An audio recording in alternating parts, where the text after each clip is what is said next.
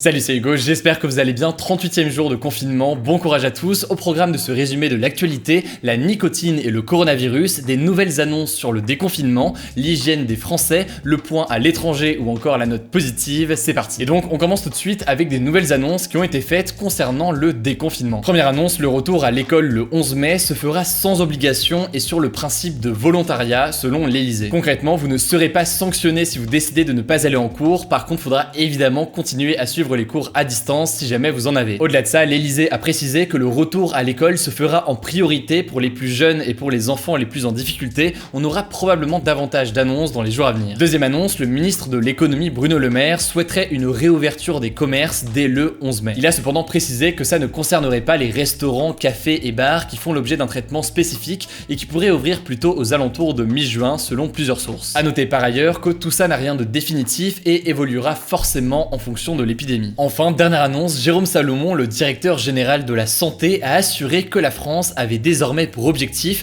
de réaliser 700 000 tests par semaine d'ici le 11 mai. Les tests en question ici, c'est les tests de dépistage qui permettent de savoir si au moment où vous faites le test, vous avez le virus ou non. Au début de l'épidémie, il y avait environ 35 000 tests réalisés par la France chaque semaine et aujourd'hui, la France teste autant que l'Allemagne avec environ 300 000 tests par semaine. Dernier point sur le déconfinement, Emmanuel Macron avait évoqué un déconfinement par région, autrement dit que certaines régions soient déconfinées avant d'autres. Cette piste a finalement été exclue par le gouvernement, du coup a priori le confinement devrait être fini pour tout le monde si tout se passe bien le 11 mai. Autre info qui me paraît intéressante à aborder, une étude réalisée en France montre que les fumeurs sont moins nombreux parmi les malades du Covid-19. Cette étude a été menée par une équipe de l'hôpital de la Pitié-Salpêtrière à Paris sur 480 malades de Covid-19 et ce serait non pas le tabac mais bien la nicotine qui pourrait avoir un effet protecteur contre le coronavirus. Je vous passe les détails et je vous mets un lien en description si jamais ça vous intéresse, mais concrètement, la nicotine permettrait d'amoindrir l'hyperinflammation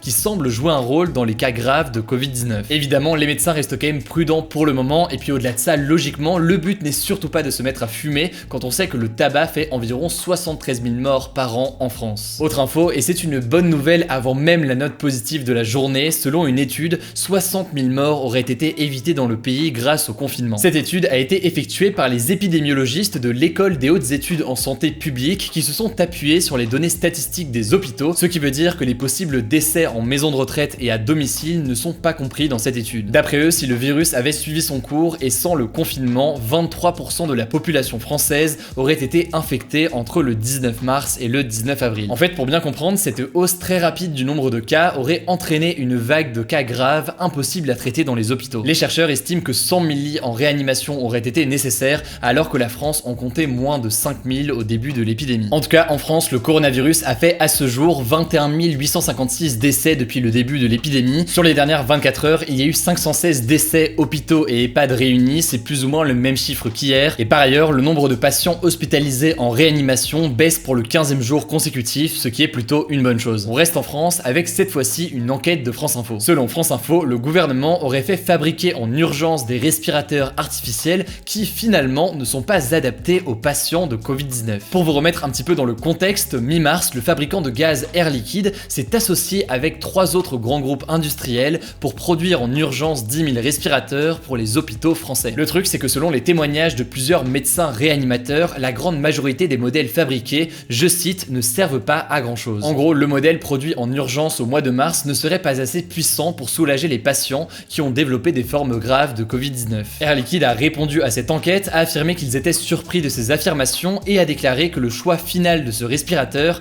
a été fait sur recommandation des experts du ministère de la Santé. Quant au gouvernement, Olivier Véran, le ministre de la Santé, a réagi via un tweet en disant que les respirateurs étaient tout de même utilisables en dernier recours, tout en déclarant que l'heure n'était pas à la polémique. Comme d'habitude, vous retrouvez en description le lien de l'enquête de France Info ainsi que l'enquête du Point qui a fait un travail similaire sur le sujet. On continue avec une info disons un peu différente, les Français se laveraient beaucoup moins pendant le confinement. En gros, ce qui ressort de ce sondage de l'IFOP que je vous mets en description, c'est que les Français se lavent beaucoup plus les mains, mais se lavent aussi beaucoup moins, notamment les personnes confinées et qui sont seules. Concrètement, en ce moment, environ 67% des Français se lavent complètement tous les jours, et à titre de comparaison, ce chiffre s'élevait à 76% avant le confinement. Autre donnée dans le même genre, 41% de ces hommes confinés seuls admettent ne pas changer de sous-vêtements tous les jours, contre 15% des femmes. Bon, évidemment, c'est pas une info majeure, donc je vais pas développer sur le sujet, mais si vous voulez plus d'infos, je vous mets un lien en description. l'émission. Comme chaque jour, vous le savez, on fait un point à l'étranger et on commence aujourd'hui avec l'Europe. L'Espagne vient de passer la barre des 22 000 morts, c'est le troisième pays le plus touché au monde après les États-Unis et l'Italie. En 24 heures, 440 décès ont été comptabilisés contre 435 mercredi. En Italie, malheureusement, le bilan de la mortalité reste stable mais lourd. 464 patients ont perdu la vie selon le dernier bilan